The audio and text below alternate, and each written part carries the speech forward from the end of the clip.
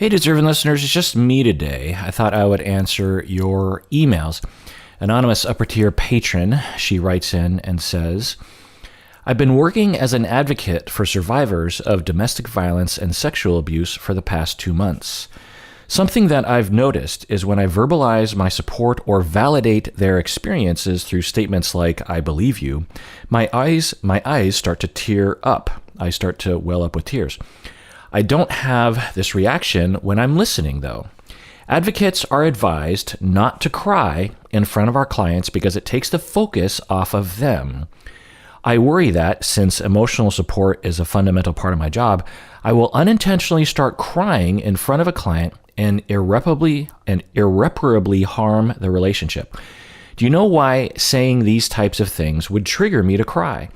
Do you have any theories as to why I tear up when verbally offering emotional support to others who are going through painful experiences? End of email. My answer to you, anonymous upper tier patron, is you're asking me, why am I crying in these situations when, these clients are talking about domestic violence and sexual abuse, and I say things like, oh, I believe you. You're validating, and you're like starting to cry. You're saying, why am I crying? You're crying because you're a human being and you're healthy. That's why you're crying. Someone is telling you that they've been victimized, and you validate them and you empathize and you feel their pain. That's what empathy means. You literally feel their pain. You understand that you might be the first person to have ever validated them, and you have a lot of feelings about that, and you cry, which is 100% normal. I would say people who don't have an urge to cry, there's something wrong with them. The other thing is why are your supervisors telling you that you can't cry? There is no evidence that crying will harm the relationship. There's no evidence that crying will automatically take the focus off of the client. It's silly. It's patriarchal. It is awful. It is emotional shaming. What is wrong with crying?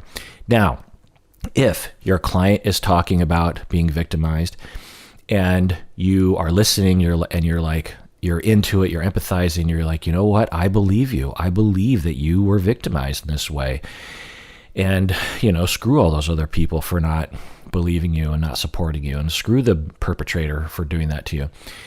And you start to have emotions and you start to cry a little bit, and you continue to listen, and your client's like, oh, and maybe even you mention it. You're like, oh, by the way, I'm crying a little bit right now because I'm just feeling the intensity of what you're telling me. Please go on, tell me more.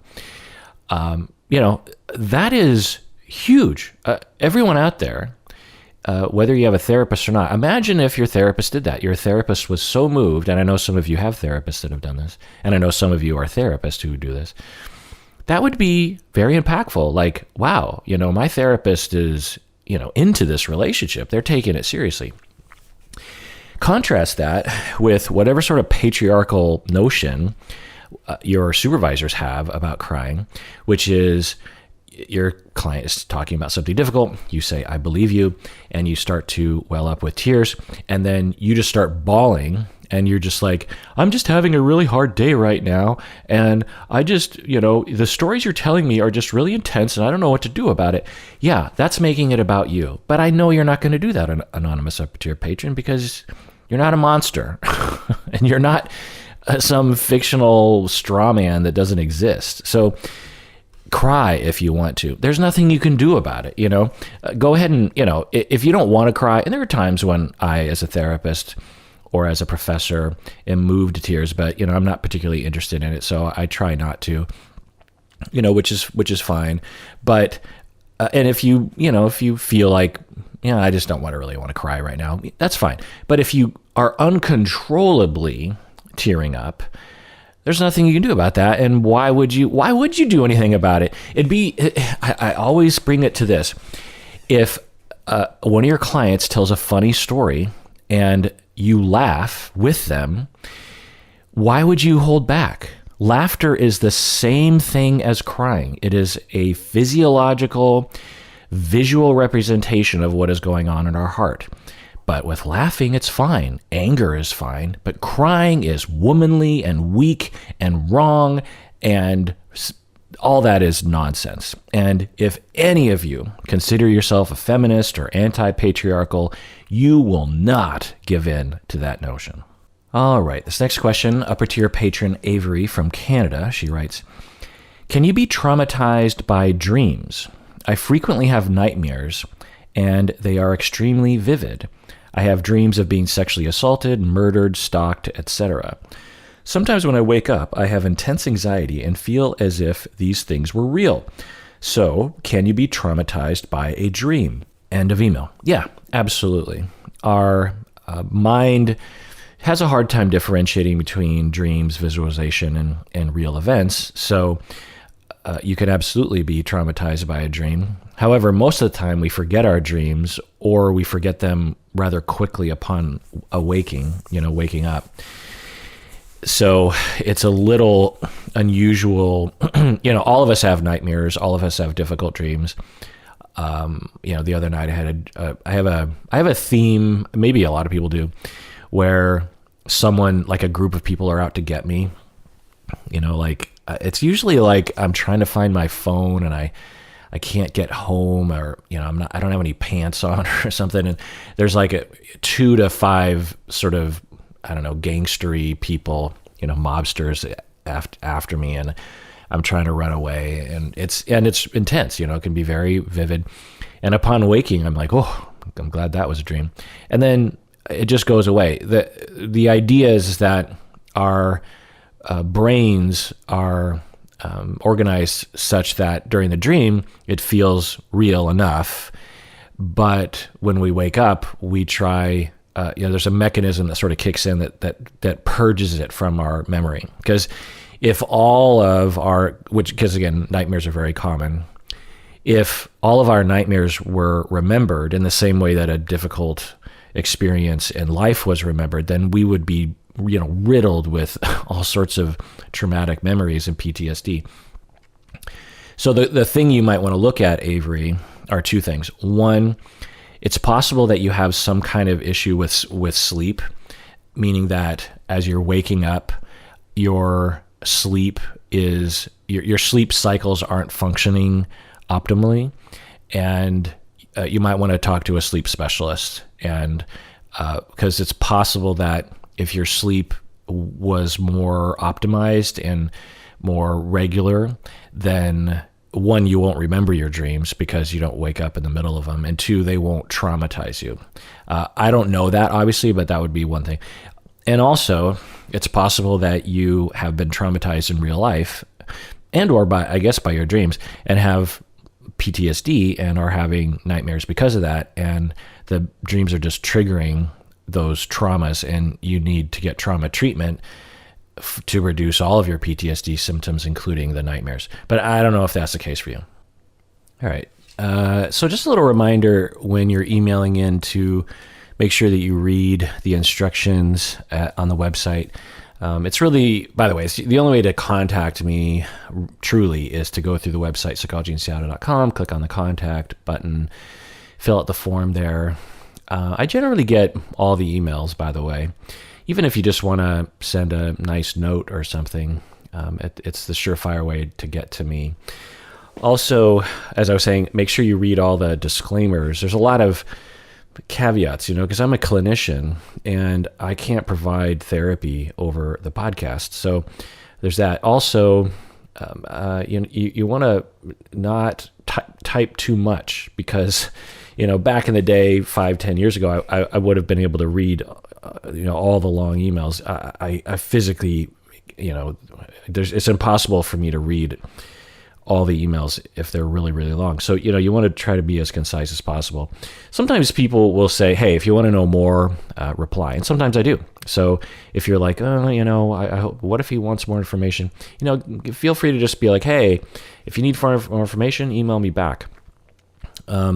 Also know that when you email me, make sure you fill out the bottom, because it'll say, is it okay if I read it on the podcast? Because sometimes you just want to send me a note. You don't want it to be read on the podcast, that kind of thing. All right. Famous patron Junie, she wrote in. You can check her out on YouTube. She has a wonderful YouTube channel called Junie Desiree, in which she does various different arts and crafts. She makes journals, and they're really great. But really, mostly, it's like food for the soul. She is a very nice person and talks about life and about her cat and stuff. And so check out Junie Desiree. But she's a famous patron. She wrote in, says, I'm loving systems theory at the moment. I'm thinking about it quite a lot since I moved into a new house with a lovely family.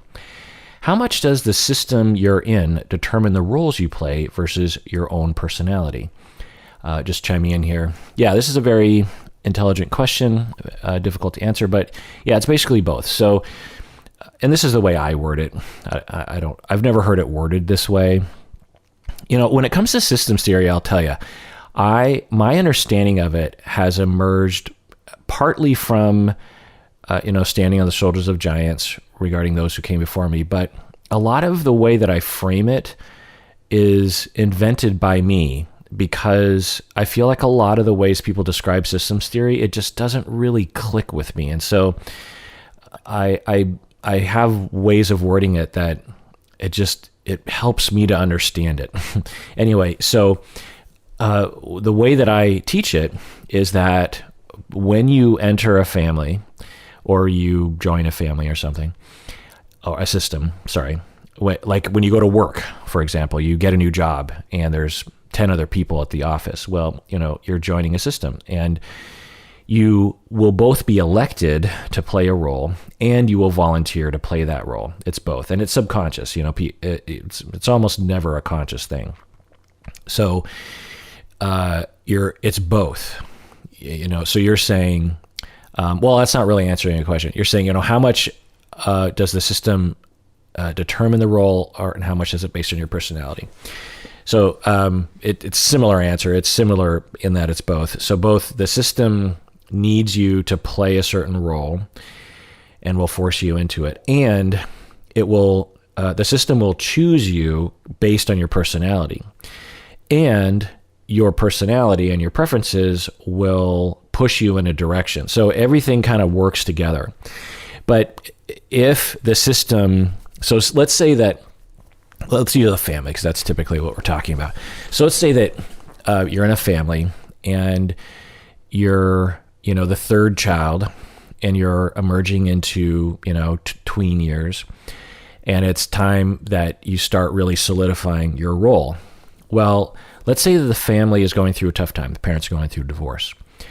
And often the family will elect, and someone will volunteer to play a scapegoat, someone who will take the pressure and the eyes and the focus and the criticism away from the parents.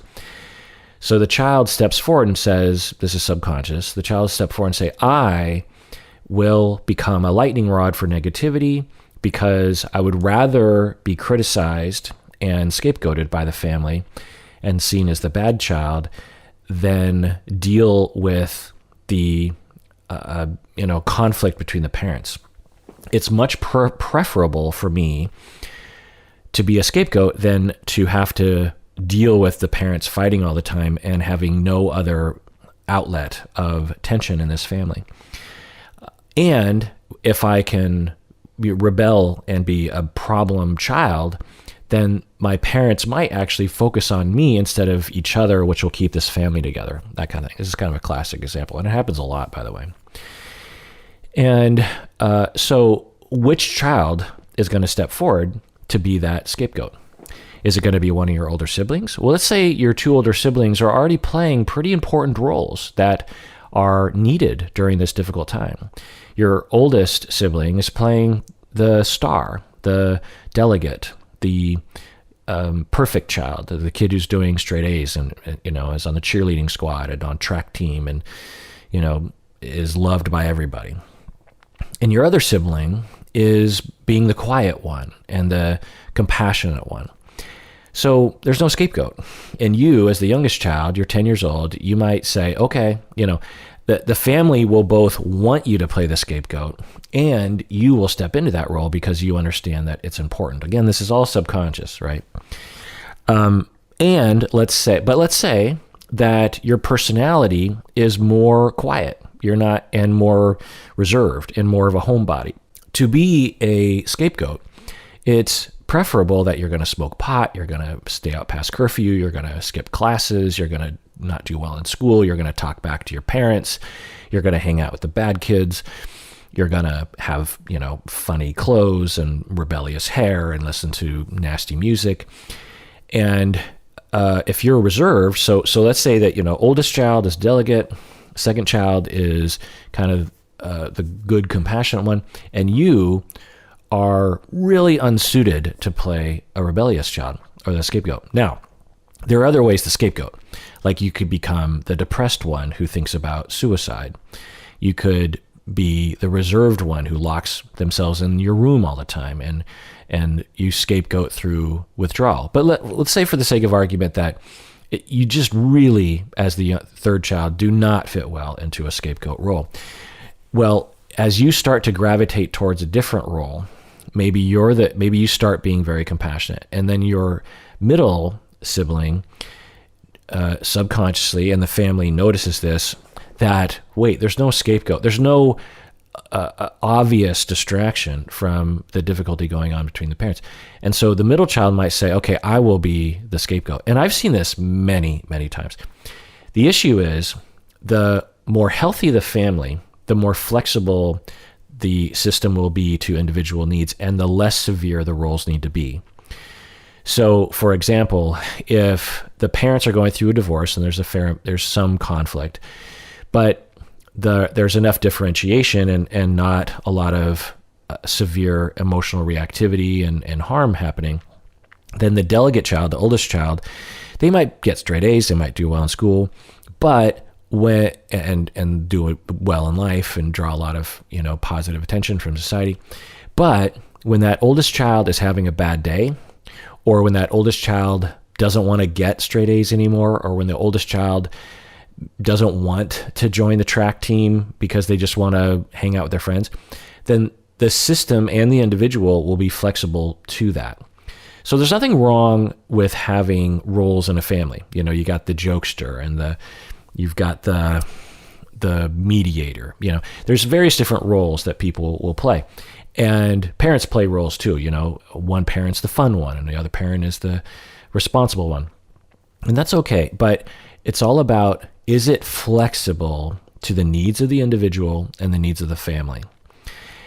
The more unhealthy a family is, the more rigid the roles become, because essentially the way to think about it is that if a family is struggling a lot, 24/7, then the delegate and the scapegoat and the reserved one, the invisible one, they don't have wiggle room. They have to play their role all the time. There's no option. And as soon as they fall out of that role and sort of want to be flexible, the system will force them back in because the system desperately needs, Let's say you have a very low differentiated family, a lot of conflict, a lot of difficulty, a lot of not taking responsibility for your own feelings, not a lot of, I positions, that kind of thing. And the middle child being we're saying the middle child is going to be the scapegoat, and then the youngest child is going to be like the invisible one. Let's just say that. And as the invisible one, you start wanting to be more involved. Maybe you start kind of joking around. Maybe you start rebelling a little bit. Well, the system can't handle that. It's too chaotic. So let's read another part of your email here. Is it inevitable that I will become part of the system and take on certain roles in the household that will help make it function? Yeah. I mean, even if you avoid becoming part of the system, that's essentially playing a role, if that makes any sense. Another question you have here: should I reject the roles the system tries to give me because it isn't healthy, or should I lean into them because there is a need for it and will help? End of email. Yeah, this is a good question. And, famous patron Junie, you're really exhibiting a high level of understanding of systems theory, which sometimes my students don't exhibit. So I'm really quite proud of you on this. And I feel good about spreading the news about systems theory, which is, I think, very eye-opening. So yeah, you're saying, okay, the system is trying to give me a role. Should I reject it? Now, it depends. the question you want to ask yourself is this role that the system's trying to force on me, and the one I kind of feel tugged towards, is this role giving everyone the best chance of getting their needs met? Like let's say that the system needs a mother and they're sort of pushing you into the mother position. So the question, and that there's nothing wrong with that necessarily, but you want to ask yourself, does me playing the mother role, does it help me get my needs met? Does it help other people get their needs met? Is it rigid? If you're playing the mother role and you're always the mother role and you're never allowed to play a different role where you are asking for help. Mothers aren't supposed to ask for help, right? Now, of course, mothers should ask for help, but in terms of the mother role, they're the all good mother. They're always there helping everyone and not thinking of themselves.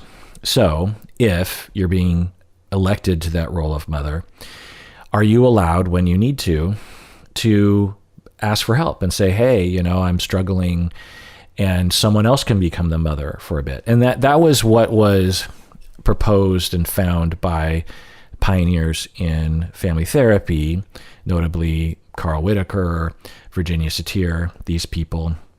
What they found was that dysfunctional families got very rigid with their roles and things became very stuck. And they found that it was helpful to dislodge the family through chaos so that the family could reorganize itself with different sorts of roles. And that, sort of getting into the weeds a little bit, is that there's a homeostasis that systems will have. There's a lot of mechanisms in place in any kind of system, whether it's a cell in your body or a climate or a family system or a social system at work. There's a lot of systems in place that keep it as it is. Everyone needs to play their role. Everyone needs to be predictable, which has its pros and its cons, right? The pro to being predictable and having a homeostasis is that you don't have to rethink everything every day. And things are predictable, and you can when you need help and you need to cry on someone's shoulder, you go to the mother role person and you just know that that's going to happen. Whereas a con to homeostasis is that if it's not very functional as a homeostasis, then it will create a lot of problems that are ongoing, and it makes it very hard to change one way or the other, whether positive or negative. Then we have this other thing called morphogenesis, which is when systems go through changes. And so as family therapists, pioneers anyway, and I'm mostly on board with this idea, that our job is to figure out what's wrong, and then two, we have to actually shake up and what they call perturb the system so that the system will be open to change. Because you can tell a family, hey, here are the roles and here's the pattern. But unless there's a complete reworking of the system and all the rules and all the roles, then the system will almost always gravitate back to where it was before, which will eliminate any kind of positive efforts that people are making. So sometimes that requires a very drastic intervention from the therapist, where you really have to push a family almost like off the edge of a cliff so that chaos ensues, and then you can kind of mold things, and then you want to re-solidify the system in a new homeostasis, which is kind of counter to the way a lot of people think, right? It's like we should always be changing and we should always be adjusting. And there's pros to that, but the con to always changing and always inventing and always innovating is every day you wake up in a family and you don't know what's happening. You don't know who's playing what role. You don't know what you're supposed to do. And we play by those rules. I mean, just think about your own family, about like who does what. And there's obvious things like chores, but much more relevant is who initiates date night, who initiates sex, who initiates TV time, who initiates hugs, who is the one who is the one who looks on the bright side? Who's the one who points out the dangers of life? Who's the one who keeps things calm? There's these things there's these roles that we play. And even though you'd like to think that your behavior and your personality is yours, it's at least a good portion of your behavior and motivation is shaped by the role that you have established in your system that you're in. Now, a lot of times your role will transport to different systems because you know how to play that role really well. But you might notice that in some systems and some social groups, you will play a completely different role. In one system, you're a leader. In the other system, you're the follower. In one system, you're the funny person. In the other system, you're the cautious one. And that's because that particular system is organized around the need for you to play that role and the intolerance for you to play a different role. So when we can zoom out and look at the system, then we can understand a lot of things. And it's very important for us clinicians to understand this because so many clients, individual people, will come into our office asking for help, but the problem is, at least in part, if not entirely, a result of the system that one person is in. And this is where marriage and family therapy really shines, is that we're taught this. Now, how many marriage and family therapists actually follow this notion is up for debate, but it's important for us to understand that we are not individuals. We don't exist in a vacuum, and that we are social creatures that exist within a group. Anyway, let's take a break. All right, we're back from the break. Famous patron Lyndon wrote in and said, I'm reading Game of Thrones for the first time ever, and humiliation is a recurring theme, partly where the inspiration of this email came from. For example, let me ask some questions. What construct or constructs are similar to humiliation in the research? Okay, just chiming in here. Yeah, I don't really know. The literature in my field is so vast that there could be this huge treasure trove of literature on humiliation that I'm just not aware of. I took a little bit of time looking at all my books and resources, and I looked in the research literature. I didn't find a lot on humiliation. I found a lot on shame, which is, you could argue, a very similar concept. But the only thing that popped into my mind is the inferiority complex, which was discussed, 100 years ago. But I will say that in psychodynamic theory, shame and humiliation they are discussed. Probably not often enough. And lately, famous patron Lyndon, this is an interesting email because I've been thinking about how we need to think about humiliation more often. Because when I do my reaction videos to 90 Day Fiancé on YouTube, I'm noticing that some of the cast members seem to exhibit what I would term as humiliation trauma. Because, and I don't know, I could only speculate about, these shows, and it's hard to know what's fabricated and what's not. But I started thinking about, clients that I teach, that I've treated, and people that I've worked with, and I started thinking, I think this is a thing. So many of us have been humiliated, or all of us have been humiliated, particularly when we're young. I think it's easy to forget how humiliating some of our experiences were when we were young. I mean, I can think of probably dozens of experiences when I was a kid where I was deeply humiliated. And as an adult, I can look back and kind of laugh at it, but when we're kids, especially when we're not taken care of well enough, not enough attunement, humiliation can be deeply, deeply troubling to us. Again, because we're young, we don't know how to regulate, we don't know how to see things. It's easy to look back and say, kids, they'll get over it. What are you going to do? I don't believe that. I think that some of the most intense emotional experiences I've ever had in my life were when I was a very young child, 5 to 10 years old.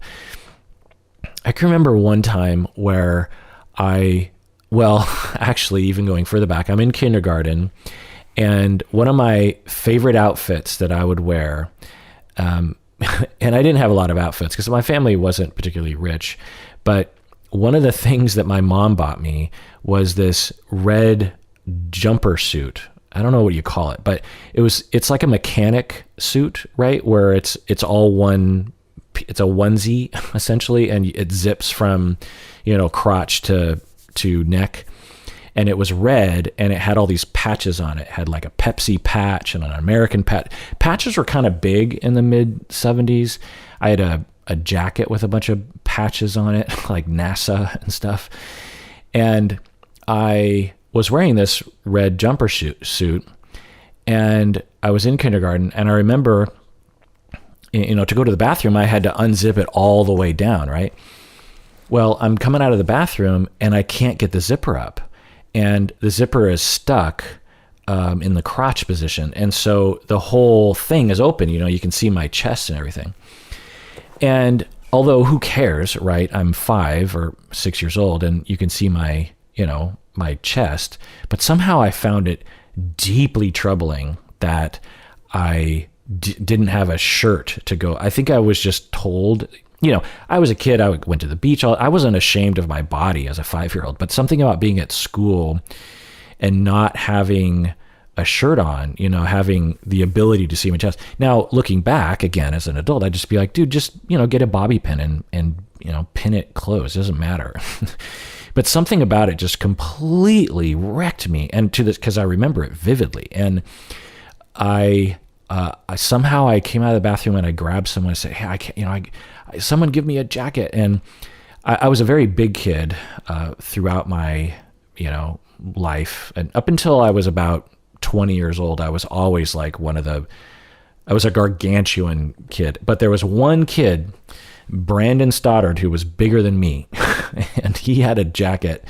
He had a Levi's jean jacket. And he lent it to me, and I just ran home. I lived about a mile away from my elementary school.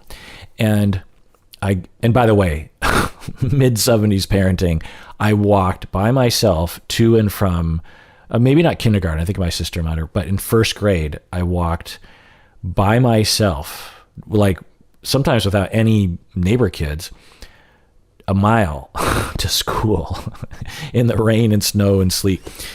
Obviously you'd get called, CPS would be called if you did that today, but a lot of my best memories are from that, and some bad ones. But anyway, so I can remember this vividly. And to me, this was a humiliation trauma. My clothing wasn't working, and I was deeply, deeply humiliated by this, and you look back, you're like, dude, like, who cares? Like, let it go. But when you're 5 or 10 or 15, like, we have so few resources and perspective to fall back on, and power for that matter, that, we can be deeply humiliated. So let's give someone, a background where they were humiliated often, bullying or older siblings or parents. Parents can be cruel and can make fun of you, look at that, look at you did it. Some parents can be real nasty sometimes, right? And we will frame this as verbally abusive or something, but I think sometimes the way it's received by the child is humiliation. They are being humiliated. And it's different from shame, right? Shame is close to humiliation, but humiliation is, I think, particular. And what I see in the show 90 Day Fiancé is some of the cast members, if you're familiar, Angela being one, and I think Evelyn maybe too, I'm not quite sure, but definitely Angela, where when she enters into a potential conflict, and she knows that she's on TV, right? She's on a reality TV show. She comes out swinging verbally, sometimes physically, and she overpowers, she bullies, she yells over, she screams. She will not let other people talk, whether it's Michael or which is her husband, or her husband's extended family, or even other cast members. She's done it to other cast members. She won't let them talk. She will talk over and dominate and maybe even stand over the person. And it's abusive. It's awful. It's awful to watch, honestly, and it's kind of traumatizing to watch. But she will sprinkle in often these phrases like, I'm not going to be made a fool of. You're not going to make a fool of me. And it doesn't seem to fit. It's like, who's making a fool out of you? And you're making a fool out of yourself. I mean, look at you. Someone just asked you an innocent little question. All you had to do is just say, yeah, I don't know, or, food for thought. But instead, you just got so obnoxious. And, if you're not familiar with the show, you might not know the infamous scene where she flashes people in anger in a, like, sexually abusive way. I mean, it was interesting to watch. And then she'll storm off, before, as she's sort of running out of steam, she'll storm off. She won't let you talk because I think she's terrified to the core that if she gives other people power in a conflict, they will humiliate her. And she will do everything in her power to shut the other person down so that they won't humiliate her. And interestingly enough, because this is projective identification based in all likelihood, meaning that she internalized a relationship where someone humiliated her and she felt humiliated, and then recreates the relationship later on, she actually humiliates herself. So in her efforts to avoid humiliation, she's doing everything in her power to avoid humiliation. She is almost always humiliating herself to the public and to everyone in the room. They're just looking at her like, what are you doing? And that's the nature of these kinds of relational traumas, is that as we recreate them, we're trying to avoid something, but in fact, we actually create it. Like abandonment trauma for borderline or preoccupied folks, they will be desperately trying to defend themselves against abandonment, but as they overshoot, they will actually create rejection and abandonment and thus be alone, that kind of thing. Anyway, so it's the same, I think, with humiliation trauma. You go on, famous patron Lyndon, to say, does humiliation ever serve a good purpose? That's a good question. It depends, obviously. I think you know that. Shaming a child for being different, for having a different body size or whatever, obviously that's not good. But shaming a child or an adult for being violent, that can be helpful. Shame has a purpose, and we often frame it as this universally bad thing, but nothing that we do as humans is universally bad, in terms of the fundamental core of it, right? Like sadness helps us, anger helps us, and shame helps us, because when we are shamed, it's very motivating, right? The problem is that shame is overused, because of passing down relational traumas and that kind of stuff. But, you take someone who is texting while driving and they're like, I can drive, I can multitask. And then someone shames them. I'm trying to think of a viable way of shaming. Like you pull up next to them and you honk at them and you say, get off your phone. Because they almost cut you off. You pull up next to them and nicely, you don't freak them out, but you're like, get off your phone. The person on their phones, they're going to remember that. And honestly, I can just think of times myself when that has happened, right? Like I'm not paying attention and I try to get over, I try to switch lanes on the highway and someone honks at me, and then they pull up next to me and they give me the finger. Like I'm not happy about that moment, but I remember it. And the next time I'm about to switch lanes, I check my blind spot. So shame has its place. It's just that it's often overused, right?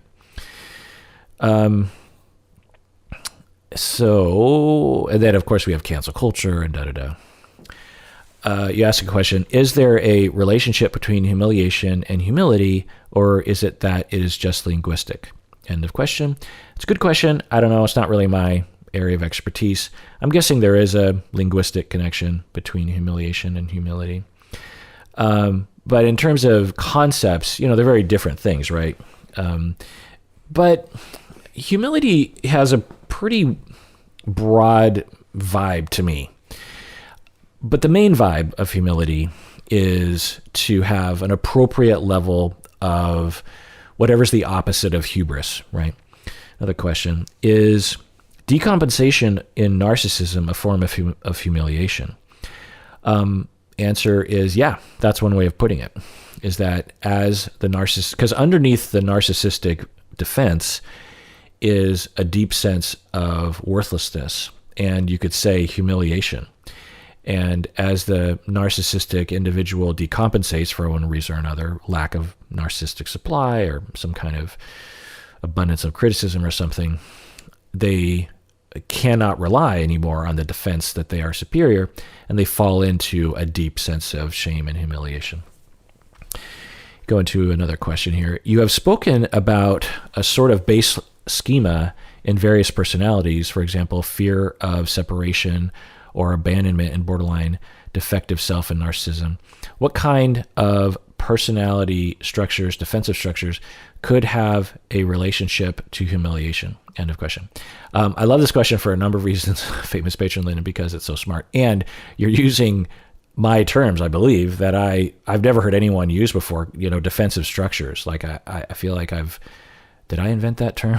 Sometimes I feel like I invented some things and I'm like, how do I know that? I mean, how do I know that someone just say that to me? But now that I think about it, there's not a lot of people in my field who, as their job, talk and talk and talk about various things.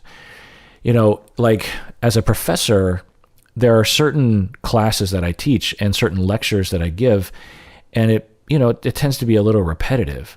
Whereas as a podcaster, I'm talking about new things almost all the time, like humiliation. I've never talked about, in detail, humiliation. And so sometimes I just feel so lucky as a podcaster, and all you patrons who have been patrons, thank you, to be able to just think and talk and explore and hear from you and, converse with other people and research and look up the literature. And at the, I think a side effect of all that is this development of a lingo that I have that, because the lingo just doesn't exist. You know what I mean? Like humiliation trauma. Let me Google that, because humiliation trauma. I'm gonna try to see if that's anywhere. Oh, okay. Well, here's one article. How do I recover from trauma and humiliation? Humiliation trauma has been overlooked. Okay. So I didn't invent it. An article by Linder, 2001. What differentiates trauma from humiliation? This is one of the questions this article tries to answer. Trauma may occur without humiliation, as in the case of natural disaster. However, humiliation may be the core agent of trauma. So, okay, I should probably always assume that everything in my field has already been discussed before, and I just haven't come across it, and not have the hubris of assuming that I made something up, and not have the humiliation of claiming I made something up when I probably didn't. But anyway, famous patron Lennon, you say, what sort of defensive structures would have a relationship to humiliation? I think I already answered that question, actually. What are some unhealthy ways people try to heal from humiliation? Well, projective identification, one of the reasons why we engage in it is because we're trying to heal. We're trying to recreate a past problematic relationship because we're hoping it will go differently this time, so it'll be a corrective experience.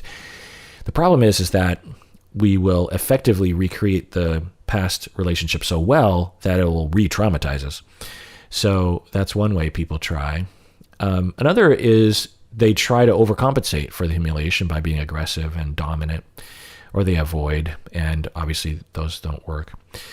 Or they try to manage the way they come across through narcissism in such a severe way. But of course, that just creates a defensive structure. It doesn't allow the opportunity for a corrective experience. A corrective experience for humiliation is in the face of you making a mistake, someone else who you respect and you're connected to accepts you for who you are and maybe criticizes you, but doesn't reject you. That's the corrective experience. If I had a client with humiliation trauma, I would spend a lot of time as they're trying to push me away, which they often are because they don't want to get vulnerable and humiliated. I spend a lot of time seeing them and liking them and assuming that they have a soft core, that kind of thing. How does one recover from trivial humiliations or deep ones? Well, as I said, awareness and corrective experiences. But another thing that I work on with people with these kinds of traumas is really drilling into their heads that it's okay to be a fool. What's wrong with being a fool? All of us are fools. What a fool believes. It's okay to be humiliated. And all of our efforts to avoid being humiliated just create suffering. Just be a fool, Don't act a fool on purpose, but if you make a fool out of yourself, earlier I made a fool out of myself by assuming I made up a term like humiliation trauma. That's humiliating that I had the hubris to think that I made something up. Something so fundamental as humiliation trauma, and by the way, it kind of, is something that I have been humiliated about in the past and have vowed to never do again because it's just so arrogant, And so this is kind of a sore spot for me, what I just did. But then I tell myself, hey, people make fools of themselves all the time. And that's okay. Like, do your best. Try not to be arrogant. Try not to have hubris.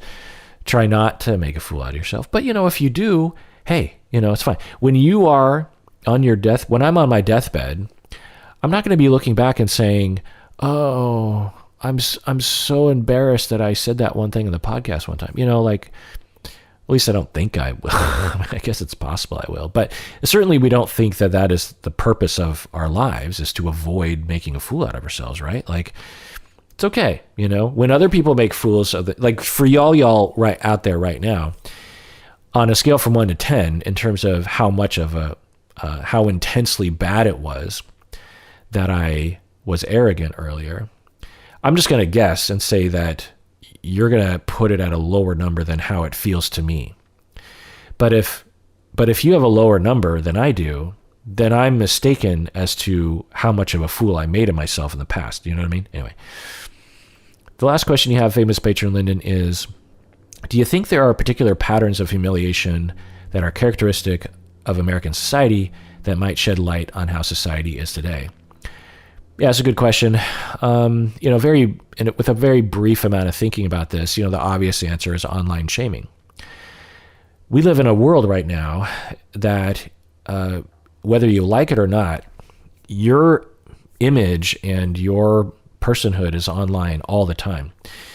And there are, the more you're out there, the more humiliation you go through. The other day, I saw the cutest video on YouTube of this little primate and a pig, and they were just loving each other and being nice and playing with each other as a little pig and a little monkey or some kind of primate.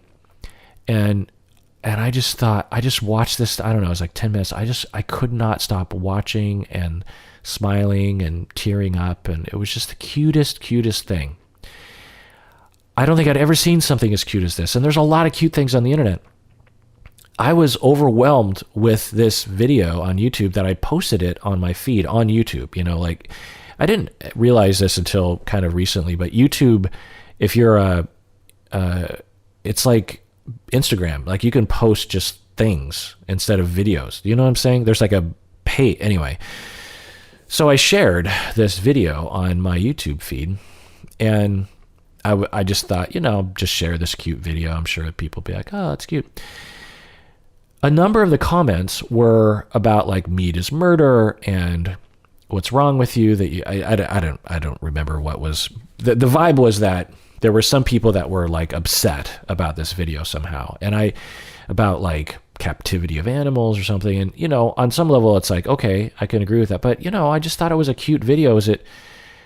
Is everything, you know, it was humiliating because there were people out there, and I didn't read the comments that detailed, but it seemed as though people were saying I was a bad person for liking this video and for posting it.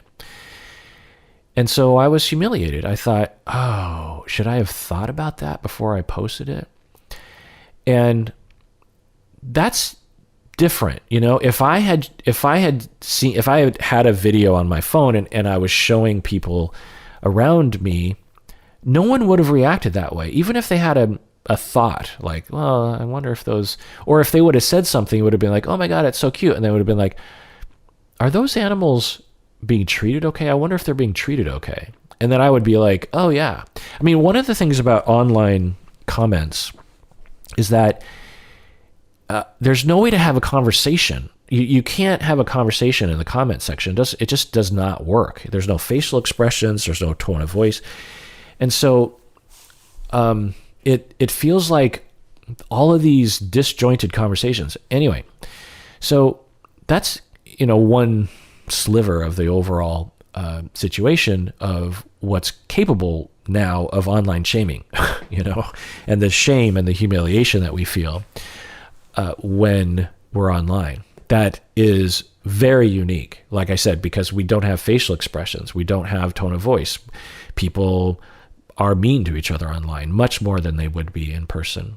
And also there's, you know, some unique parts of humiliation that are happening right now regarding body shaming and face shaming. You know, 30 years ago, the way that you dressed, I mean, certainly Americans were vain to some extent, but not anything close to the way they are today. I see families who have whole wardrobes for their 3-year-old kid.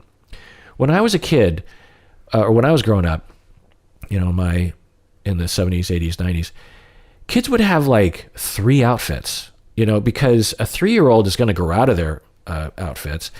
And 2, who cares what a 3-year-old is wearing? 3-year-olds don't need fashion. In some ways, I bet you in the 70s and 80s, it would have been obscene to dress your kid up as if they're an adult. You'd be like, why are you doing that? Like, that's an infant, that's a toddler.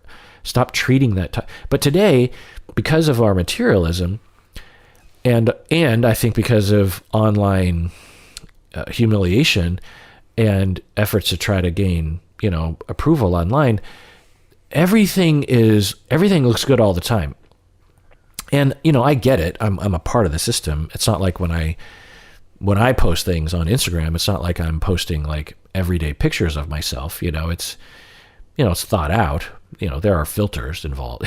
I mean, not filters like the face filters, but the, you know, like the tint filters. Anyway, so I'm not a part of it, but you ask, famous patron Lyndon, you know, how does humiliation play a unique role in our, you know, contemporary society? And I just see it getting worse. It seems like in 50 years or 30 years, we'll all be more isolated. There will be more humiliation worries. There will be more materialism for ourselves and our children. You know, just a lot more running away from the humiliation that occurs online. That's really quite unique to being online. Having said that, online humiliation has helped, right? When you have a police officer who's being a dick, you know, I don't know if I've talked about this ever on the podcast before, but I might have. But I've had a number of run-ins with police officers, and for, you know, whether I'm the target or I'm just a bystander. And there are times when police officers are great. I have really good friends of mine who are police officers, actually, and they're good people. But I've had some run-ins with police officers where they were just complete dicks about nothing. Like the last time I think I got a speeding ticket, I'm driving up the coast of Washington State, and I remember it was a sort of a lazy Sunday driving up the coast, and I remember thinking, make sure you follow the speed limit because you're not in a rush. And the older I get, the more I'm just like, just follow the speed limit. Who cares? And I remember thinking, I bet you the speed limit, and I remember trying to find a speed limit sign to really kind of make sure, but I was like, I bet you the speed limit here is 35. It's probably just a good guess. So I'm, driving 35. Cop pulls me over. Cop comes up to the window, and I'm not stressed out. I'm just like, I must have been speeding or something. And I looked at him. I said, so what happened? He said, you're speeding it. And I was like, oh, really? Huh?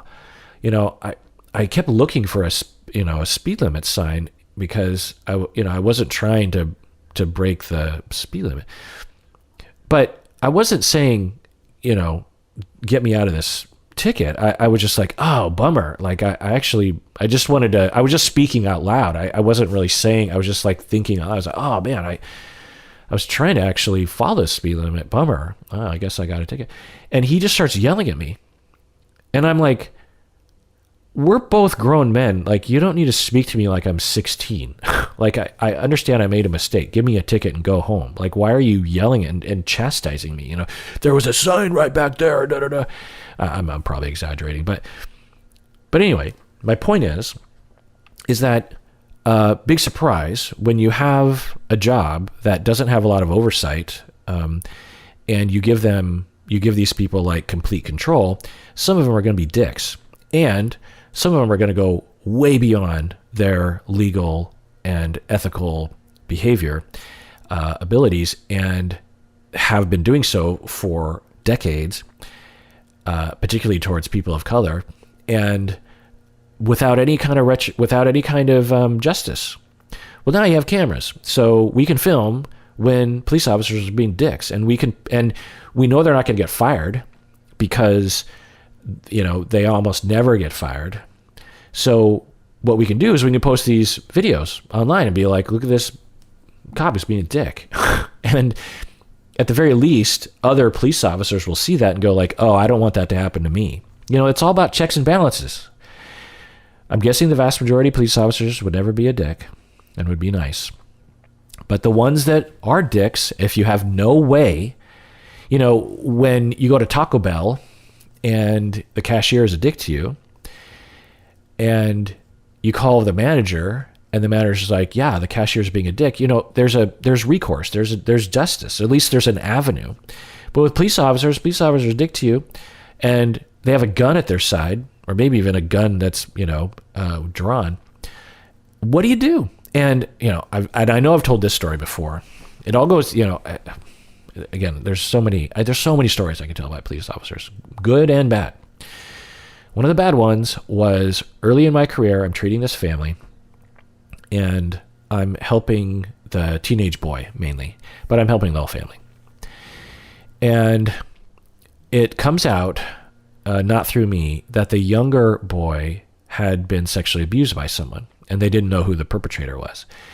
And so CPS gets involved and the police get involved. And this police officer, a detective, not just a beat, cop, but a detective who does this kind of stuff, Seattle PD, arrives on the scene, I'm not there, and interviews the younger boy. He's probably like 10 years old.